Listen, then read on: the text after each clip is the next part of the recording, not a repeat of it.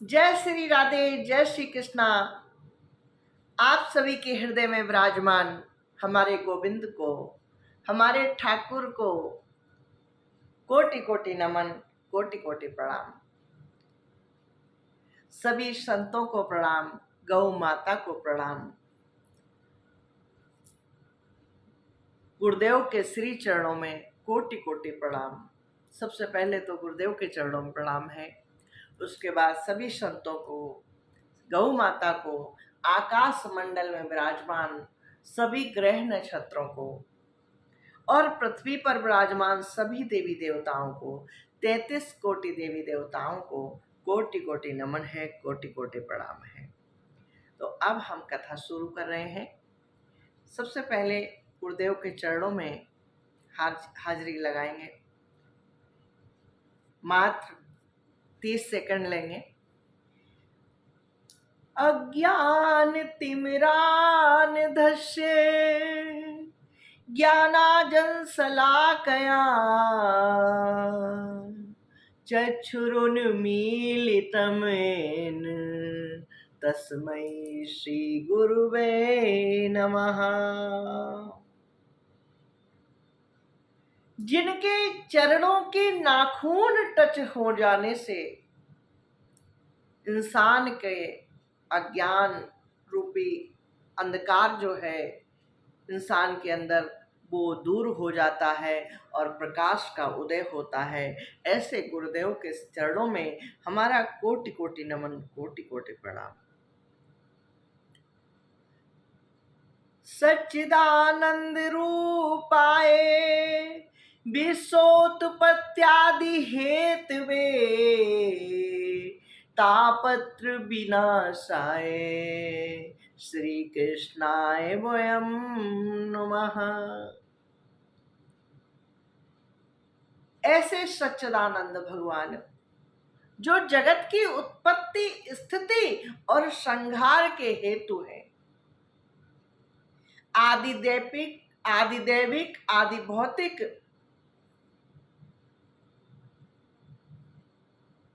तीनों प्रकार के तापों का नाश करने वाले हैं।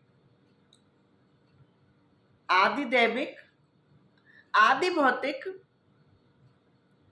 तीनों प्रकार के तापों का नाश करने वाले हैं। ऐसे हमारे गोविंद के श्री चरणों में कोटि कोटि नमन, कोटि कोटि प्रणाम।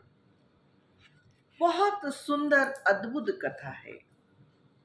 भगवान की कथा हम जितना भी सुने हमारा मन नहीं भरता, उसका कारण है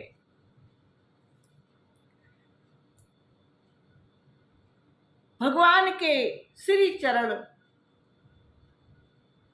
चरणों में अद्भुत शक्ति है, जो आध्यात्मिक, आदिदैविक, आदि भौतिक तीनों प्रकार के तापों का नाश करते हैं। ऐसे हमारे गोविंद के श्री चरणों में हमारा कोटि कोटि नमन है, कोटि कोटि प्रणाम है। हम कथा का आनंद लें। अद्भुत कथा है। एक बार क्या हुआ, भगवान वैकुंठ में रह रहे थे, लक्ष्मी जी के सहित निवास कर रहे थे। उसी समय सनत कुमार का वहां पर आगमन हुआ। सनत कुमार जी वैकुंठ धाम में गए, ये सोचकर कि नारायण के दर्शन करेंगे, माता के श्री चरणों में प्रणाम करेंगे, उनके चरणों में जाकर हम हाजिरी लगाएंगे। सनत कुमार जी जब गए तो सबसे पहले द्वार पर उन्हें जय विजय नाम के पार्षद मिले। उनसे उनकी भेंट हुई। जय विजय ने अपना जो डंडा था वो द्वार में अड़ा दिया। बोले, आप बिना परमिशन के अंदर नहीं जा सकते। सनत कुमार जी ब्रह्मा जी के मानस पुत्र हैं। मन से इनका प्रादुर्भाव हुआ था, प्रकट हुआ था। सबसे पहले पुत्र सनत कुमार जी है।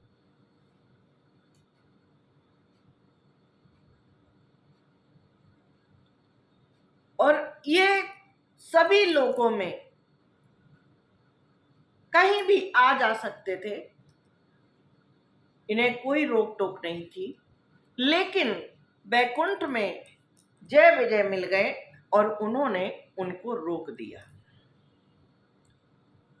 जब रोका तो सनत कुमार जी ने उनसे कहा, अरे भाई परमिशन किससे लेनी है? नारायण के दर्शन के लिए भी क्या परमिशन लेनी पड़ेगी? हमें जाने दो, कृपया करके विघ्न ना डालो। जय विजय बोले कि बिना हमारी परमिशन के आप कैसे जा सकते हैं? आपको यहीं रुकना पड़ेगा। अभी भगवान विश्राम कर रहे हैं, हम आपको अनुमति नहीं दे सकते कि आप अंदर जाएं। सनत कुमार जी ने बहुत प्रयास किया, लेकिन जय विजय नहीं माने।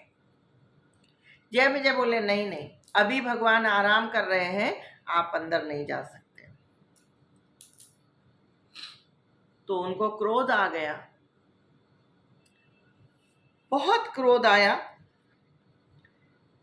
तद्वामुष्ये परमस्य वैकुंठ भर्तु कर्तु प्रकष्टमिहि धीमहि मन्दधीभ्याम्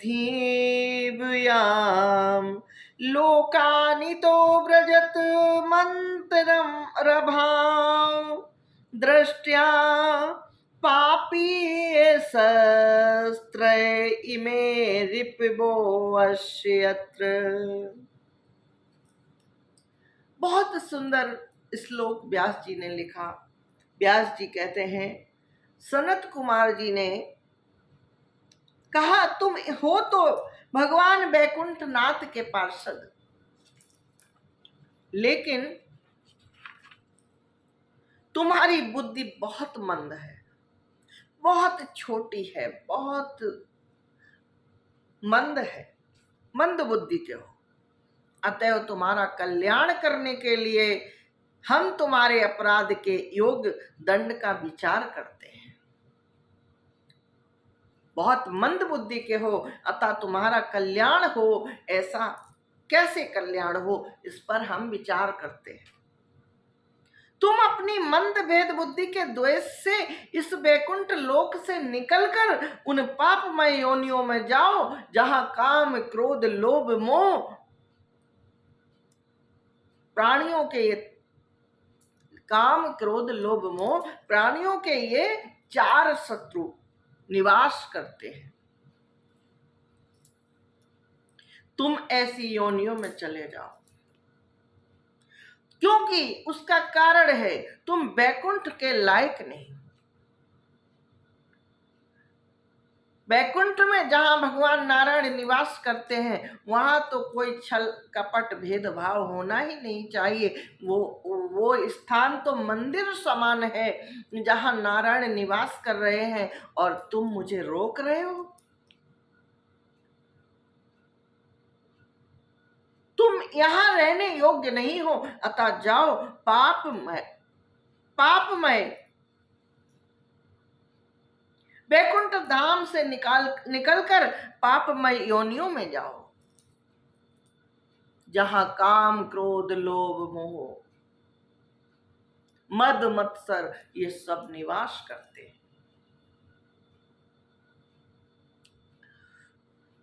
इधर सनत कुमार जी को क्रोध आ गया, उन्होंने श्राप दिया। उधर भगवान देख रहे हैं ये क्या चल रहा है।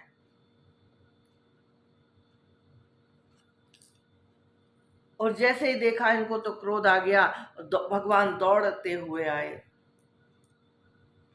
भगवान ने दौड़ लगाई, एक द्वार पार किया, दूसरा द्वार पार किया, सातों द्वार पार करते हुए सनत कुमार जी के चरणों में आकर गिर पड़े।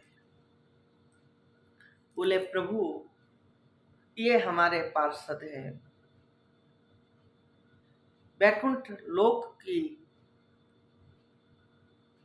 बैकुंठ लोक में ये हमारे पार्षद हैं,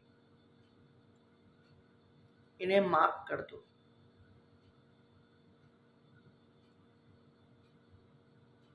आपने जो श्राप दिया है बहुत अच्छा किया है, इनके कल्याण के लिए ये होना ही चाहिए था, लेकिन मैं ये चाहता हूं इन्हें माफ कर दो।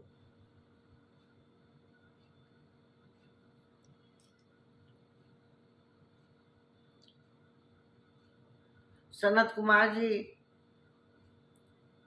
कंफ्यूज हो गए।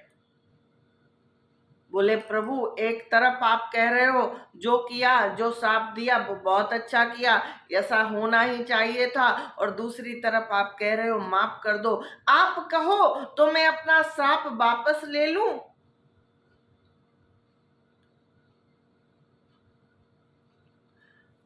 भगवान बोले नहीं नहीं, वापस ना लीजिए, आप अपना श्राप वापस ना लीजिए। इनको ये सजा मिलनी ही चाहिए थी, और ये सजा जो आपने दी है ना, मेरी इच्छा से दी है। एक बार क्या हुआ था, एतत् पुरे निर्दिष्टम रम्या क्रोध्या यदा पुरापबारिता द्वारे विशंति मयुपारिते। एक बार जब मैं योग निद्रा में सो रहा था, योग निद्रा में था, एक योग निद्रा में स्थित हो गया था, तब जय विजय से कहने लगे, तुमने द्वार में प्रवेश करती हुई लक्ष्मी जी को रोका था। उस समय तुमने जब लक्ष्मी जी को रोका तो मैंने तुम्हें उसी समय क्रुद्ध होकर पहले ही तुम्हें यह श्राप दे दिया था।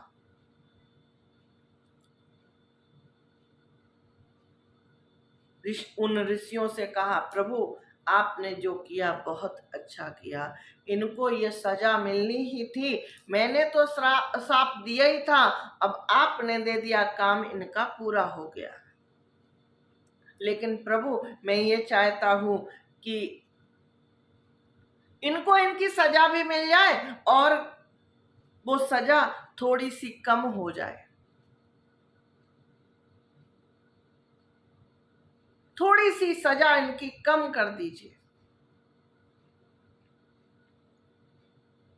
क्योंकि ये बैकुंठ में रहने वाले पार्षद हैं। यहाँ इन्होंने जो किया उसकी सजा इन्हें मिलनी चाहिए, लेकिन थोड़ी सी कम कर दीजिए।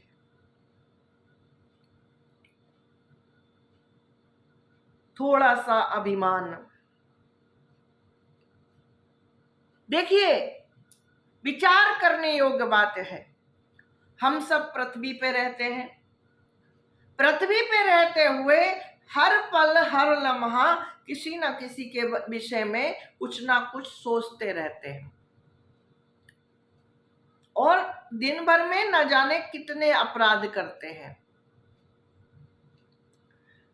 हर रोज किसी ना किसी का अपमान कर देते हैं,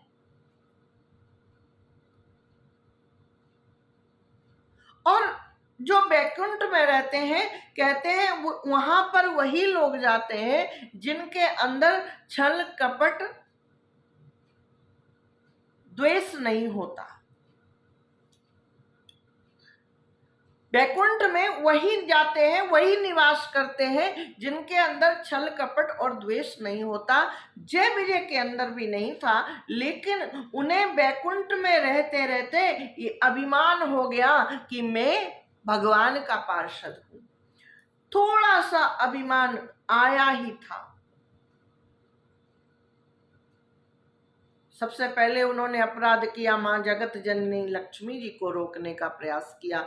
दूसरा अपराध किया, सनत कुमार जी को रोका, और इतना करना ही था। थोड़े से घमंड के कारण उन्हें नारकी योनियों में भगवान सनत कुमार जी ने भेज दिया।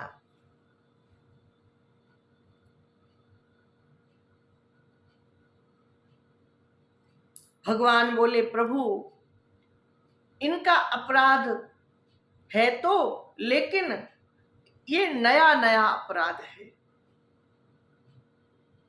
थोड़ा सा इनके अंदर घमंड आया, सजा तो मिलनी ही चाहिए, लेकिन थोड़ी सी कम कर दीजिए। सनत कुमार जी बोले, प्रभु आप कहें तो साफ हम वापस भी कर सकते हैं, लेकिन ऐसा हम नहीं करेंगे, क्योंकि आप ये कह रहे हैं कि सजा मिलनी ही चाहिए। अब आप कहते हैं थोड़ी कम कर दीजिए, तो कम हम इतना कर देते हैं कि 3 जन्मों बाद इनके 3 जन्म होंगे पृथ्वी लोक पर, और 3 जन्म बाद ये वापस आपके धाम में आ जाएंगे। आपके प्रति इनकी इतनी एकाग्रता होगी, इतनी एकाग्रता होगी कि ये उस लोक से फिर से इस लोक में आ जाएंगे। भगवान ने कहा, जय विजय, जाओ,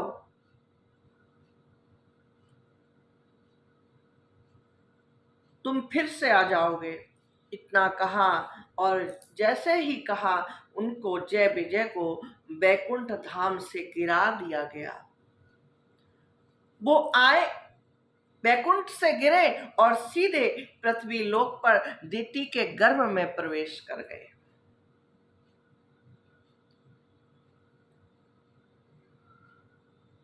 मां के गर्भ में जब गर्भ में जब कोई बालक या बालिका प्रवेश करती है, उससे पहले पूरा शरीर बन जाता है। 3 माह तक बच्चे का शरीर बनता है। उसके बाद कोई बालक या बालिका, कोई आत्मा उसमें प्रवेश करती है, और जब आत्मा प्रवेश कर जाती है तब मां को हिलना डुलना और हाथ पैर चलाना मालूम पड़ने लगता है।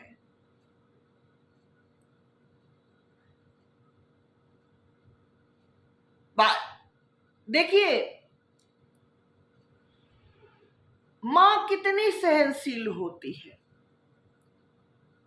3 माह तक बच्चा बनता है पेट में, उसका भ्रूण तैयार होता है।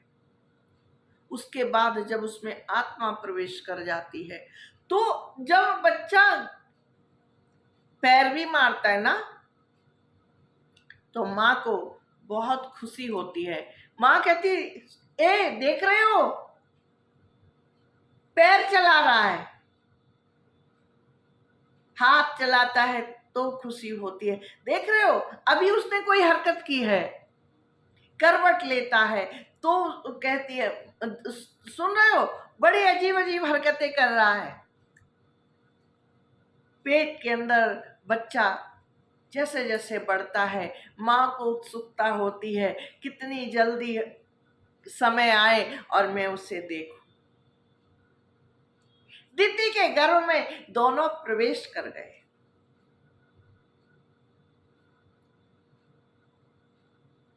लेकिन दिति को मालूम था ये राक्षस होंगे।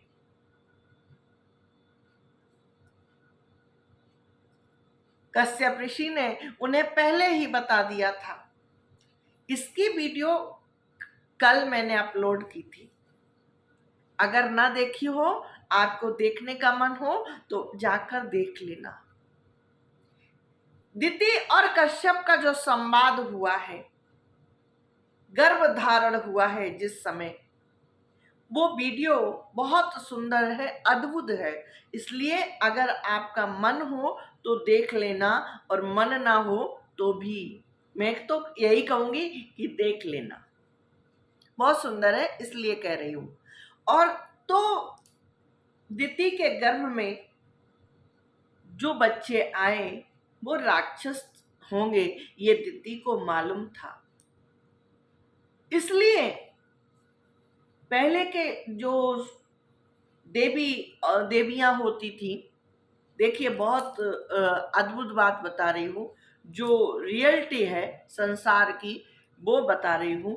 पहले जो ऋषि मुनि होते थे, उनके पूजा पाठ के उनके तप के बल पर इतनी शक्तियां एकत्र हो जाती थी कि वो जो चाहे वो कर सकते थे। दिति भी थी तो क्रूर स्वभाव की, चंचला थी, क्रूर थी, बहुत सारे उसमें अवगुण थे, इसलिए उसके गर्भ से राक्षसों ने जन्म लिया। लेकिन फिर भी वो एक ऋषि की पत्नी थी, और ऋषि की पत्नी होने के कारण उसमें भी कुछ पूजा पाठ का बल था। जो पूजा पाठ कश्यप जी करते थे उससे देखकर वो भी थोड़ा बहुत करती थी, उसके कारण से उसके अंदर भी बहुत शक्तियां थी। आज की जो देवियां हैं, माताएं हैं, बहनें हैं, बेटियां हैं, कितना भी प्रयास करें एक दिन गर्भ को रोक नहीं सकती। जब बच्चे को होना है वो होता ही है। लेकिन उस समय की देवियों में अद्भुत बल था। 9 माह हो गए, 10 माह हो गए, 1 साल हो गया, दिति ने उसको जन्म नहीं दिया। दिति सोचने लगी अगर मैं जन्म देती हूं तो ये संसार का विनाश करेंगे, संसार में आएंगे, अत्याचार करेंगे, लोगों को परेशान करेंगे, ये राक्षस प्रवृत्ति के होंगे, इसलिए मैं इनको जन्म ही नहीं दूंगी। अच्छा, दिति चाहती तो जन्म हो जाता, और जन्म ना भी होता, दिति चाहती तो मार भी सकती थी, लेकिन उसने ऐसा भी नहीं किया। विधि के विधान को, भगवान ने जो बच्चे दिए उसने सोचा मैं अपने गर्भ में ही इनको रखूंगी, इनको जन्म नहीं दूंगी। 1 साल हो गया, 2 साल हो गया, 10 साल हो गए, 20 साल हो गए। जैसे जैसे उसका गर्भ बढ़ने लगा, उसका जो गर्भ था ना, पेट, बड़ी उसकी विचित्र हालत हो गई। उसका पेट जैसे जैसे बढ़ने लगा, समय बीतता गया, 1 साल, 2 साल, 5 साल, 10 साल, 20 साल, जैसे जैसे समय बढ़ने लगा, संसार में भूकंप आने लगे, हलचल होने लगी, सुनामी आने लगी, उल्का पिंड गिरने लगे, उत्पात होने लगे। सूर्य छिप गए, सूर्य भगवान छिप गए, पृथ्वी पर अंधेरा छा गया। धीरे धीरे उत्पात बढ़ता गया, लेकिन दिति को ये पता नहीं चला कि किस कारण से ये सब हो रहा है। ये जो उल्का पिंड गिर रहे हैं, उत्पात हो रहे हैं, सुनामी आ रही है, भूकंप आ रहा है, और तरह तरह के जो उत्पात हो रहे हैं पृथ्वी पर, वो मेरे गर्भ में जो बालक हैं, जो बच्चे हैं, उनके कारण हो रहा है, ये दिति को मालूम नहीं चला। देवता घबरा गए, देवता पृथ्वी की हालत देखकर घबरा गए, पूजा पाठ बंद होने लगा। देवताओं को आहुतियां जो मिलती थी वो मिलनी कम हो गई, ना के बराबर हो गई, मिलना बहुत ना के बराबर हो गया। इतना ज्यादा दुख, इतना ज्यादा भय संसार में व्याप्त हो गया कि लोगों का भगवान पर से विश्वास उठने लगा, और उन्होंने पूजा पाठ कम कर दिया। देवता बहुत घबरा गए, ये क्या हो रहा है, क्यों हो रहा है। किसी को कुछ पता नहीं कि ये सब क्यों हो रहा है, ना दिति को पता, न देवताओं को पता, किसी को कुछ पता नहीं। देवता घबराकर ब्रह्मा जी के पास गए, बोले प्रभु कुछ करो, संसार की हालत बहुत खराब है, आप कुछ करो। ब्रह्मा जी बोले भोले बाबा के पास चलते हैं, शायद वो कुछ कर सके। हमें तो समझ ही नहीं आ रहा क्यों हो रहा ये सब। भोले बाबा के पास गए सभी देवता ब्रह्मा जी को लेकर। बाबा बोले ये जो कुछ भी हो रहा है अंदाजा तो है लेकिन कंफर्म नहीं है। अच्छा, जानते सब थे, ब्रह्मा जी भी जानते थे, भोले बाबा भी जानते थे, लेकिन बताना नहीं चाहते थे। यही गोविंद की लीला थी। देवता भोले बाबा, ब्रह्मा जी, सभी लोग मिलकर नारायण के पास गए, वैकुंठ लोक में पहुंचे, नारायण के चरणों में गिर पड़े, बोले प्रभु हमें बचाओ। नारायण बोले हुआ क्या, कोई कारण हो बताओ, क्यों परेशान हो।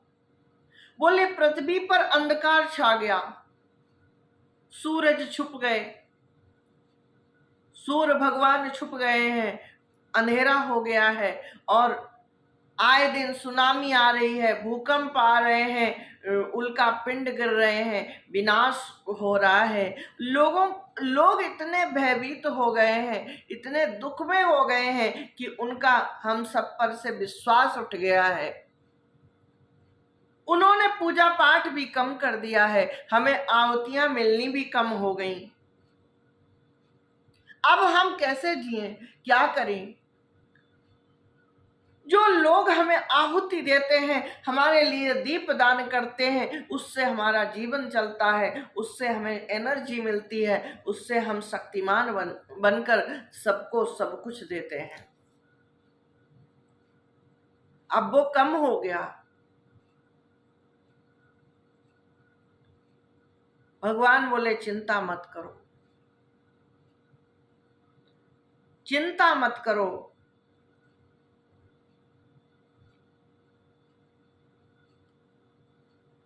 बोले फिर क्या करूं, इतना सब हो रहा है, आप कह रहे चिंता ना करो। बोले दिति का जो गर्भ है, दिति ने रोक रखा है। जब तक दिति गर्भ को जन्म नहीं देती, बच्चे को जन्म नहीं देती, तब तक ऐसे ही रहेगा।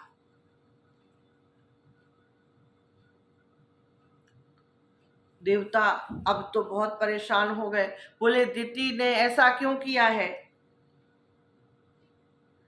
भगवान बोले कि उसको कश्यप जी ने बता दिया कि तुम्हारे गर्भ से राक्षस पैदा होंगे, इसलिए उसने गर्भ को रोक रखा है।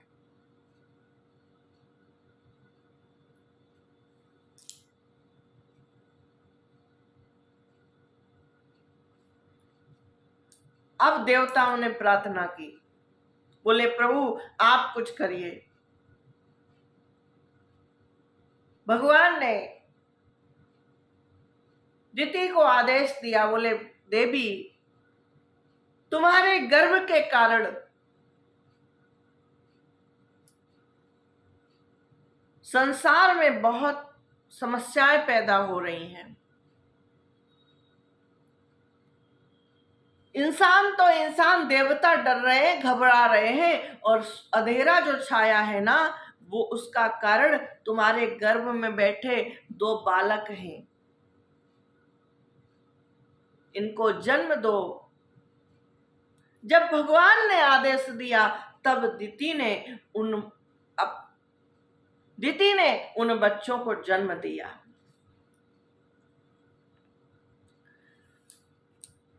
हिरणाक्ष और हिरण्याकश्यप, ये दो बालक उसके गर्भ से जन्म लिए, और देखते ही देखते अद्भुत तपोबल था। देखते ही देखते वो बालक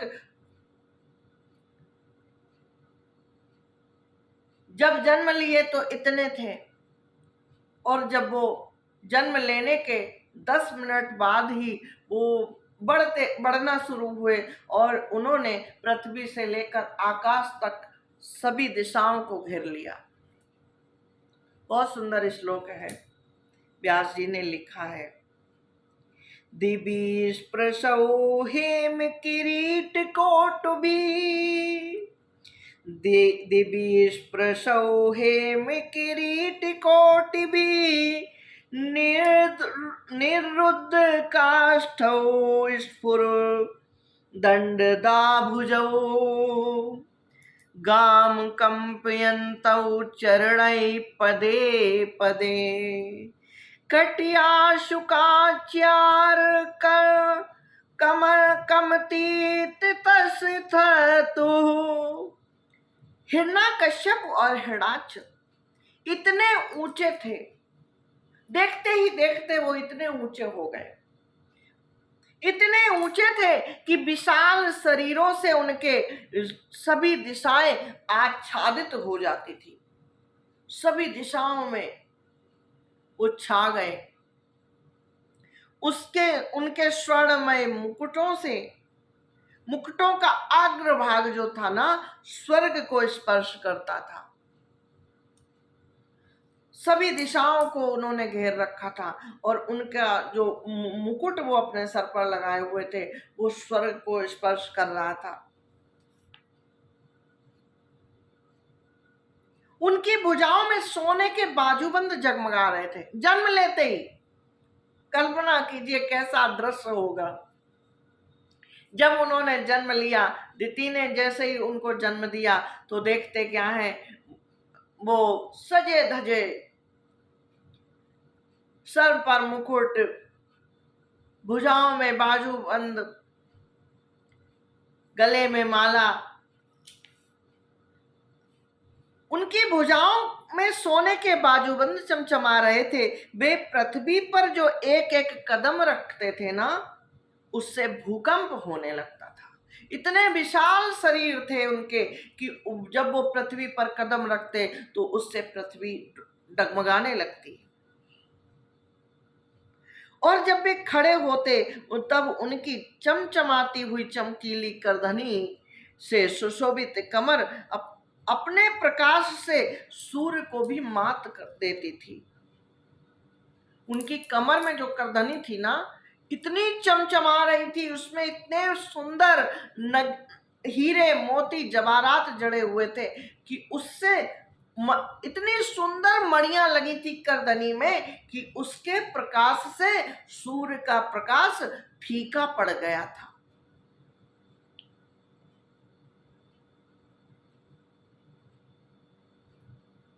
कल्पना कीजिए वो दृश्य कैसा होगा, अद्भुत रहा होगा। जो भी था बहुत अद्भुत था।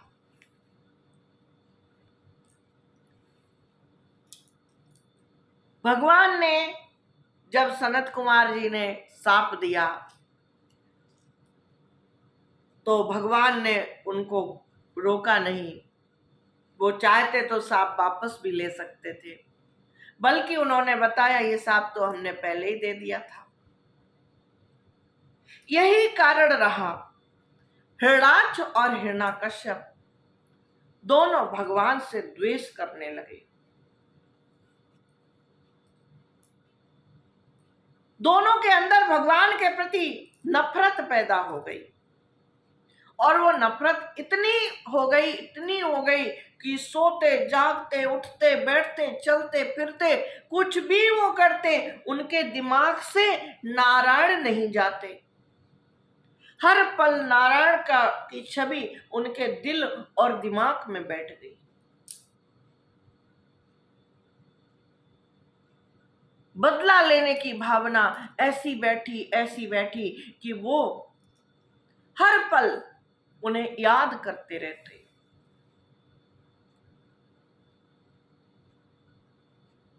हिरणाक्ष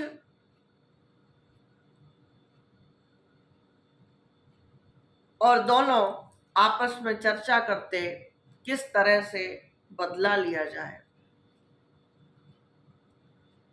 हिरणाक्ष के अंदर बहुत तपोबल था। दोनों बहुत तपस्वी थे। ब्रह्मा जी की दोनों आराधना करते थे और तप बहुत किया उन्होंने, उनके अंदर शारीरिक बल भी था, विशाल शरीर तो था ही था, अंदर से बल भी बहुत था। हिरणाक्ष एक दिन नारद जी के पास पहुंचा, बोला हमसे युद्ध करो।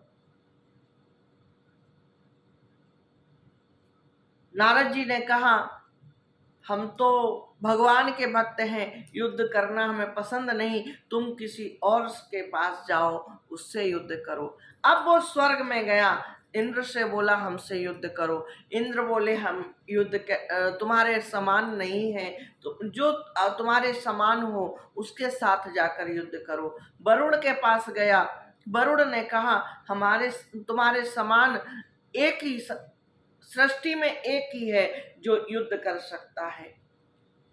हम कहाँ आप और कहाँ हम, आप इतने विशाल और कहाँ हम छोटे से। सभी देवी देवताओं ने मना कर दिया हिरणाक्ष को, जहां जहां पर भी गया सबने मना किया, बोले नहीं हम युद्ध नहीं कर सकते। उसके हाथों में खुजली हो रही थी, वो बहुत परेशान था कि किसी से लड़ूं, किसी से युद्ध करूं। जब सबने, वरुण देवता ने बताया कि जाओ नारायण के साथ युद्ध करो, वही तुम्हारे समान बलवान है, तो वो ढूंढता हुआ 12 भगवान से भिड़ गया। 12 भगवान से उसने युद्ध किया और 12 भगवान ने उसका अंत कर दिया। बहुत सुंदर कथा है, अद्भुत कथा है।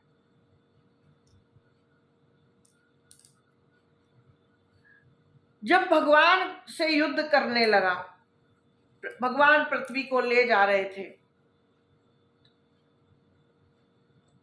तो भगवान ने कहा, मन ही मन कहा थोड़ा सब्र करो। उन्होंने जल पर पृथ्वी को स्तंभित किया, उसके बाद उससे युद्ध करने लगे। और भगवान ने कहा, अरे सचमुच ही हम जंगली हैं।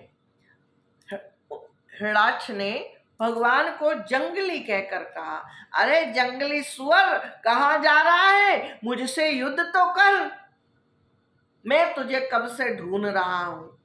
उसको पता था कि ये नारायण है, लेकिन उसने जंगली सुअर कहा। भगवान ने कहा, सत्यम वयं भो वन गोचिरा मृगा युष्म दीधा मृगे ग्राम सिंहान न मृत्यु पाशै प्रतिमुक्त वीरा विकथ थनम तौ ग्रहन्त्य भद्र। श्री भगवान ने कहा, अरे सचमुच ही हम जंगली सुअर हैं, हम जंगली जीव हैं, जो तुझ जैसे ग्राम सिंहों कुत्तों को ढूंढते फिरते हैं। दुष्ट वीर पुरुष जैसे मृत्यु पास में बंधे हुए अभागे जीव की आत्म श्लाघा पर ध्यान नहीं देते, इसी तरह मैं तुम पर ध्यान नहीं देता। इतना कहकर भगवान खेल खेल में उससे युद्ध करने लगे और युद्ध करते रहे 5000 साल तक ये युद्ध चला। और जब सबने देखा कि युद्ध बहुत समय से चल रहा है, तो देवता लोग, ऋषि मुनि सभी प्रार्थना करने लगे, बोले प्रभु इसके साथ खेलिए मत, अब इसका अंत कर दीजिए।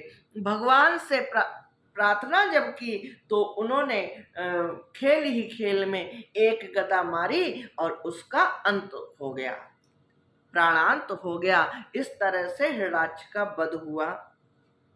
हिरणाक्ष वध की कथा पहले मैं सुना चुकी हूँ, ये दोबारा से भागवत जी में आई है और इसको शॉर्टकट में हमने सुना दिया है। अब कथा आती है करदम्ब जी की।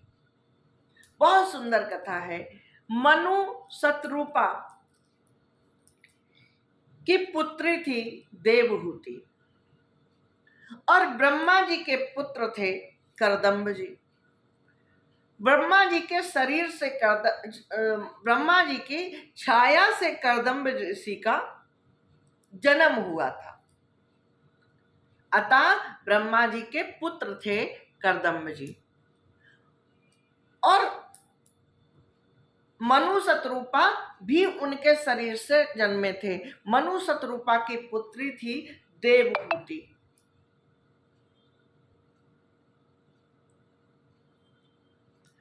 मनु शतरूपा की 3 पुत्रियां थी, उनमें सबसे छोटी थी देवहूति। देवहूति एक बार क्या हुआ,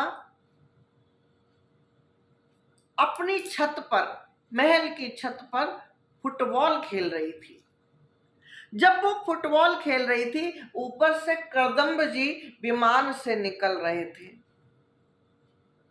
उसकी नजर उस विमान पर पड़ी और विमान पर पड़ी, उस कर्दम्ब जी को देखा और वो मोहित हो गई।